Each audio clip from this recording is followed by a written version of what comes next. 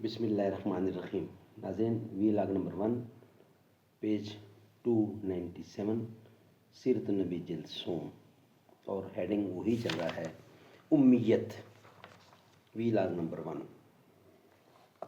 اردو زبان میں سرور عالم صلی اللہ علیہ وسلم کی سیرت پر جامع ترین کتاب سیرت النبی صلی اللہ علیہ وآلہ وسلم۔ رائٹر ہیں اس کتاب کے علامہ شبلی نعمانی رحمۃ اللہ علیہ، علامہ سید سلیمان ندوی رحمۃ اللہ علیہ، جلد سوم۔ بسم اللہ الرحمن الرحیم۔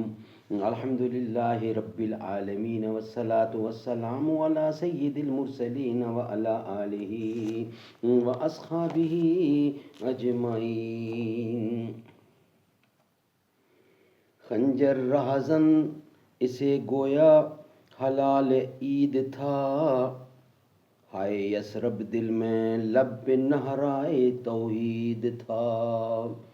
خوف کہتا ہے کہ یثرب کی طرف تنہا نہ چل، شوق کہتا ہے کہ تو مسلم ہے، بے باکانہ نہ چل، بے باکا نہ چل، بے باکا نہ چل۔ قریش کو جس شخص کی نسبت شبہ تھا وہ حضرت صلی اللہ علیہ وسلم کو سکھاتا ہے۔ اس کے متعلق امام طبری نے تفسیر میں مختلف روایتیں نقل کی ہیں جن سے اس کی شخصیت اور نام کے متعلق کوئی صحیح فیصلہ نہ ہو سکتا۔ تاہم مجموعی حیثیت سے یہ ظاہر ہوتا ہے کہ مکہ معظمہ میں کوئی نصرانی غلام تھا جو اپنی زبان میں کتب مقدسہ کبھی کبھی پڑھا کرتا تھا، اور آپ راستہ چلتے اس کے پاس کبھی کبھی کھڑے ہو جاتے تھے۔ اس پر کفار نے کہا کہ محمد کو یہی قرآن کی آیتیں سکھاتا ہے۔ اللہ تعالیٰ نے جواب دیا کہ اس غلام کی اور جو کتابیں وہ پڑھا کرتا ہے ان کی زبان عربی نہیں اور نہ وہ عربی جانتا ہے۔ حضرت صلی اللہ علیہ وسلم عربی کے سوا کوئی اور زبان نہیں جانتے، اور خود قرآن کریم کی زبان فصیح عربی ہے۔ یہ کیوں کر ممکن ہے کہ حضرت صلی اللہ علیہ وسلم غیر زبان کو سمجھ لیں اور وہ اجمی یعنی غلام قرآن جیسی فصیح زبان پر کلام کرے؟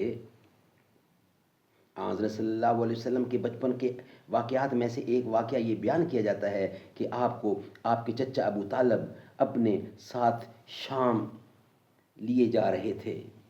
ناظرین، یہ واقعہ انشاءاللہ ہم نیکسٹ وی لاگ کا حصہ بنائیں گے۔ وی لاگ نمبر 1 ہمارا کمپلیٹ ہوا، وی لاگ نمبر 2 میں یہ حصہ آپ کے سامنے رکھیں گے۔ رتبہ بلند و برتر صدیق عمر غنی کا، حسن و حسین زہرا پیارے علی ولی کا، تھا یقین اس کو صدیق کی ذات پر، ہاتھ حیدر کا صدیق کے ہاتھ پر، جس کو تاج امامت نبی نے دیا، خوش علی کیوں نہ ہو اس کی ہر بات پر، ہے خلافت بلا فصل صدیق کی، علی حیدر نے خود جس کی تصدیق کی، رتبہ بلند و برتر، رتبہ بلند و برتر صدیق عمر غنی کا، حسن و حسین زہرا پیارے ولی علی کا۔